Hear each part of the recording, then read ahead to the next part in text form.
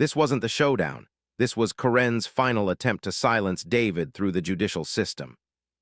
She was seeking a TRO, claiming David was obstructing her HOA duties and intimidating her with frivolous complaints. Corinne Whitmore sat at the plaintiff's table, flanked by her two expensive, arrogant attorneys. David sat alone, representing himself, his calm demeanor infuriating Corinne. Corinne's lead attorney began, dramatically painting David as an erratic, malicious homeowner who was desperate to avoid compliance.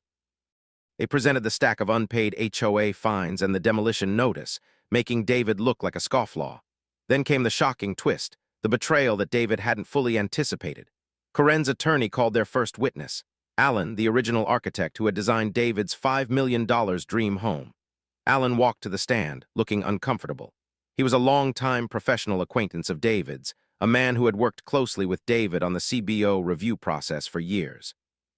"Mr. Allen," Corinne's attorney began, "can you confirm that during the design of Mr. Carter's residence, he repeatedly pressured you to make changes that would exceed HOA height covenants?" Allen shifted nervously and answered, "Yes. Mr. Carter often insisted on height changes that I warned him were borderline. He knowingly pushed the limits." The courtroom gasped. David stared at Allen, feeling a profound sense of personal and professional betrayal. Allen was directly lying under oath, invalidating David's perfect compliance. Corinne looked at David with a triumphant smirk. The testimony was clearly fabricated to make the judge believe David was an arrogant rule-breaker. But here, that's where things got really strange. David, acting as his own counsel, stood up for the cross-examination. He didn't question Allen about the height. He went straight for the heart of the conspiracy. "Mr. Allen," David asked, his voice calm and precise,